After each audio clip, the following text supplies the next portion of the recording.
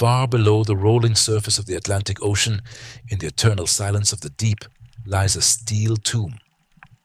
It is the resting place of USS Scorpion, SSN 589, a nuclear submarine of the United States Navy that vanished mysteriously in May 1968, taking with her 99 men.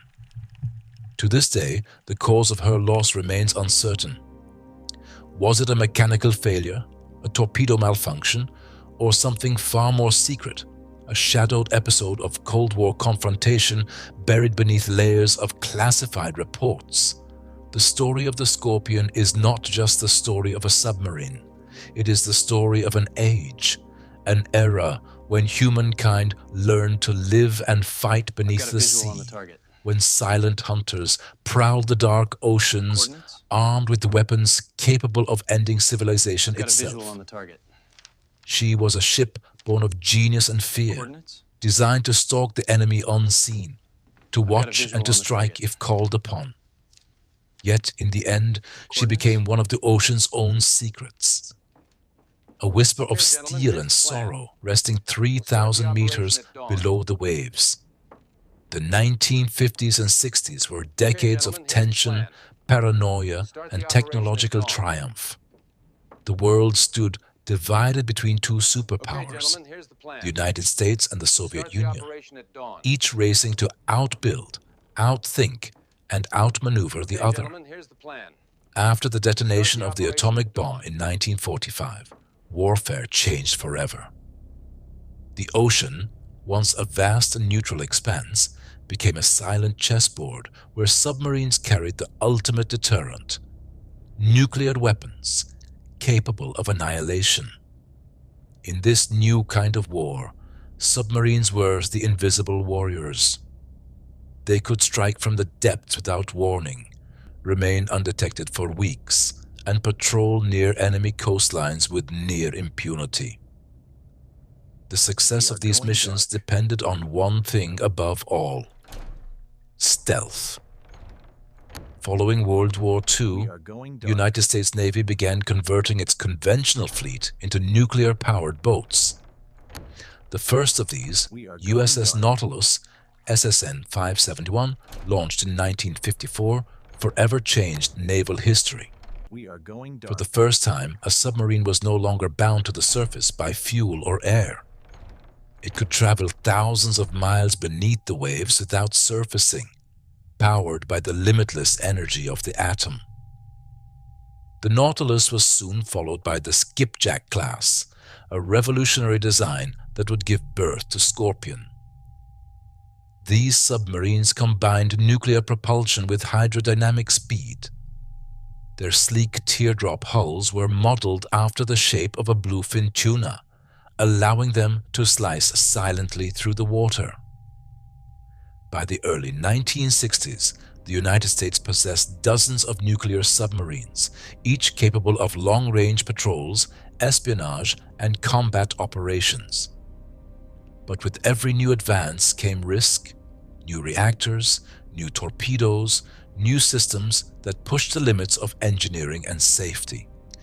The Scorpion would embody both the brilliance and the peril of that age.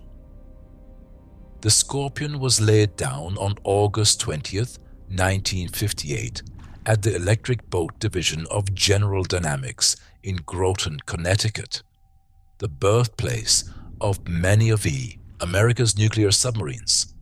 She was the sixth vessel of the Skipjack class, a fleet known for speed and agility rather than size.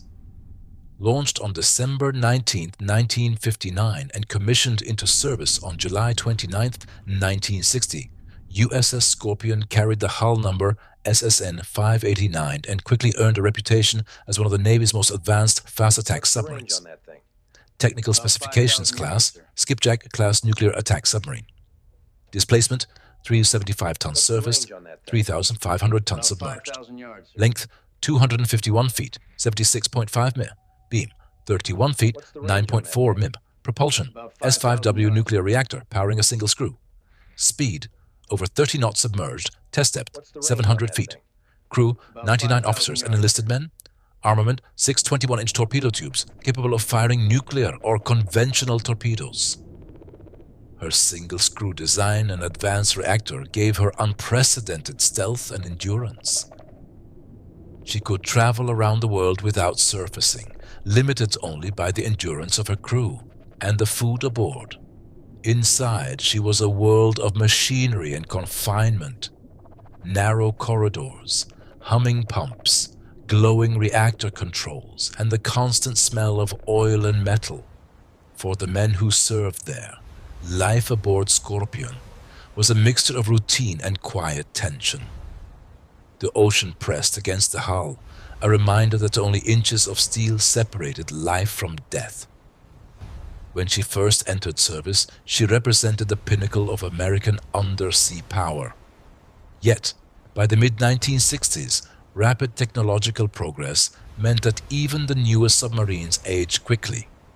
The Scorpion, like many of her sisters, would soon show signs of fatigue. Throughout the early 1960s, USS Scorpion operated primarily in the Atlantic Fleet, based out of Norfolk, Virginia. Her missions were mostly classified: tracking Soviet ships, conducting intelligence patrols, testing new torpedoes, and participating in NATO exercises. During these years, the Cold War beneath the sea was at its most dangerous. American and Soviet submarines played a deadly game of cat and mouse, sometimes shadowing each other for days at a time. Acoustic technology, sonar arrays, and underwater sensors became weapons in their own right. The Scorpion's crew grew seasoned, confident, and proud. They were part of an elite brotherhood of submariners, men trained to operate in an environment where no mistakes could be forgiven. But by 1967, the Scorpion was showing her age. After 7 years of hard service, she was due for a major overhaul, a refit that would replace critical systems, repair corrosion, and improve safety mechanisms. However, due to cost-cutting pressures and the backlog of maintenance across the fleet, her refit was postponed. Instead, she received only a limited intermediate overhaul, minor repairs and inspections, before being returned to active duty. Among the officers, there were concerns about her mechanical state. Report described hydraulic leaks, faulty valves, and electrical issues. Some crewmen whispered that she was no longer entirely safe, but duty called and she returned to sea. In late 1967 and early 1968, she conducted surveillance missions in the Mediterranean, observing Soviet naval movements near the North African coast. She was still fast, still quiet, still capable, but there were shadows beneath the surface. In early 1968, USS Scorpion prepared for what would become her final patrol. Her orders were to depart to Norfolk, Virginia, and join the Sixth Fleet in the Mediterranean for routine operations and surveillance of Soviet naval movements. It was a mission like many before, one of observation, deterrence, and presence. The crew of 99 men boarded the submarine in the cold dawn of February 15, 1968. Among them were veterans of the service and new sailors eager to prove themselves beneath the waves. As she slipped below the surface, the Scorpion disappeared into the silent world she knew best.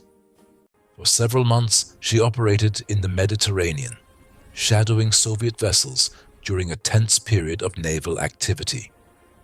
The Cold War was at a boiling point that spring. In January, the USS Pueblo had been captured by North Korea. American and Soviet fleets were maneuvering cautiously around each other in Europe's southern seas.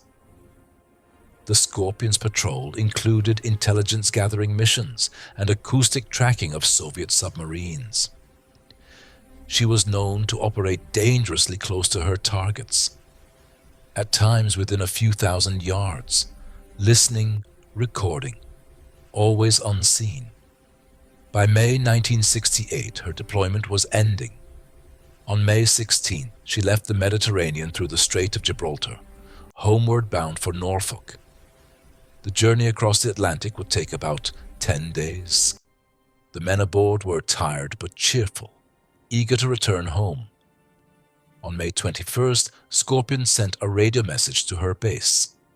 The message, routine and calm, reported her position about 400 miles southwest of the Azores and her estimated time of arrival in Norfolk, May 27th. It would be the last transmission ever received.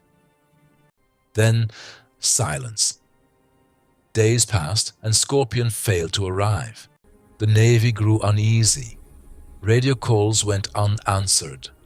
On May 28th, when she was officially overdue, a search was launched. The search begins. The disappearance of a nuclear submarine was no ordinary loss. The Scorpion carried 2 nuclear torpedoes and a reactor core capable of releasing dangerous radiation into the ocean.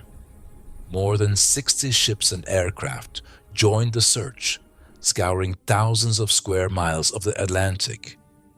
The Navy called it a massive missing submarine operation. Families waited by their phones, newspapers printed speculation and fear. For days there was no trace, no oil slick, no debris, no signal. It was as if the Scorpion had simply ceased to exist. The ocean, as always, kept its secrets. It took 5 months before the Navy finally found her.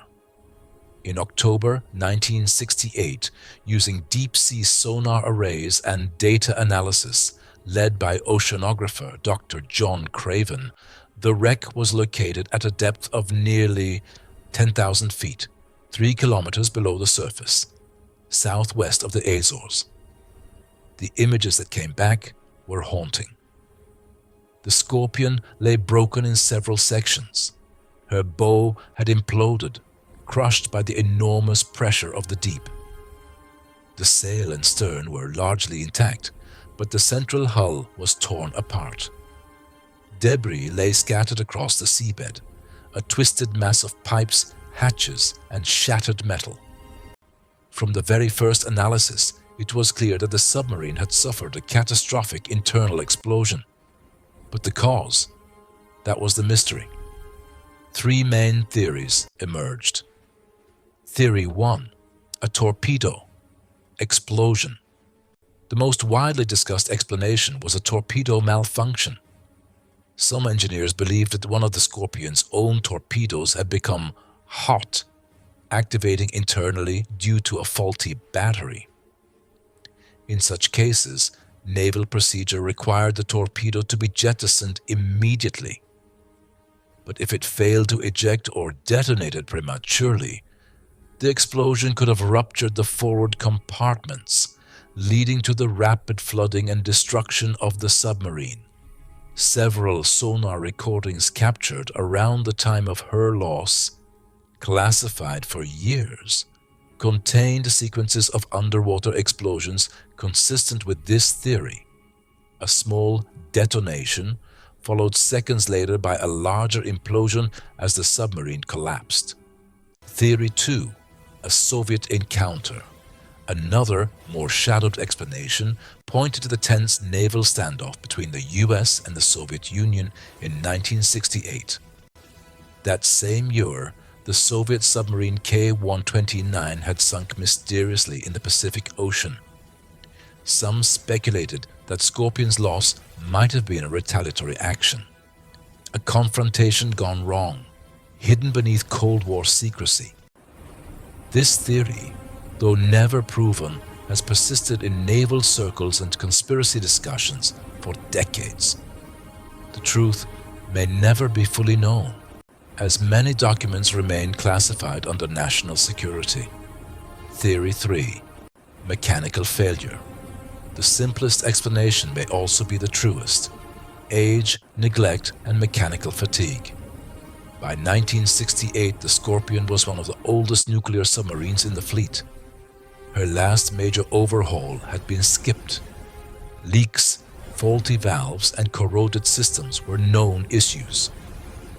A single malfunction, a broken shaft, a fire, a flooding valve could have doomed her instantly at depth.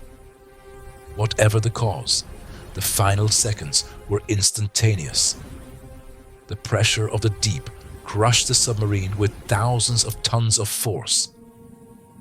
The men aboard would have had no time to react, no warning, just a flash of light and silence forever.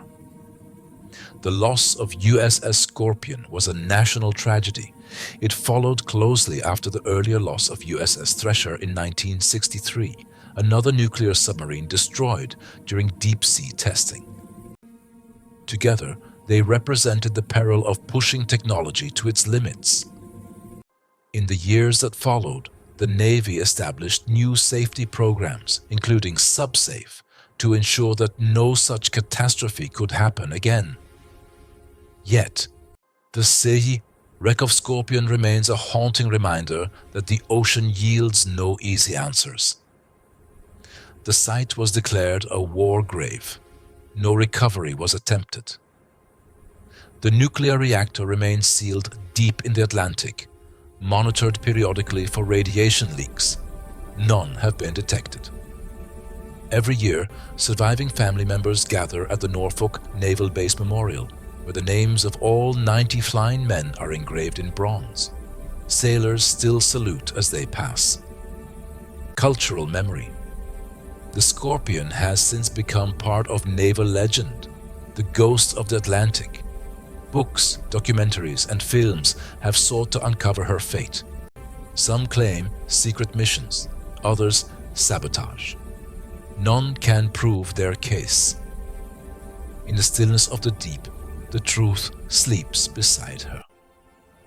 Oceanographers who have visited the wreck describe an eerie peace, the hull lying in eternal twilight, the American flag faintly visible on the rusted steel, fish drifting through the open hatches where men once stood watch. Conclusion. The silent warning. The story of USS Scorpion is not only a tragedy, it is a mirror of its time. Born in an age of rivalry and innovation, she embodied both the brilliance and the fragility of human ambition. She was a weapon of deterrence, a symbol of strength. And yet, in the end, she was undone by the very elements she sought to master. Beneath 3 kilometers of Atlantic water, she still lies. Reactors silent, torpedoes cold, her crew forever on patrol. Her coordinates are known to only a few, but her story is known to all who listen to the sea. The Scorpion sleeps, and the ocean keeps her secret.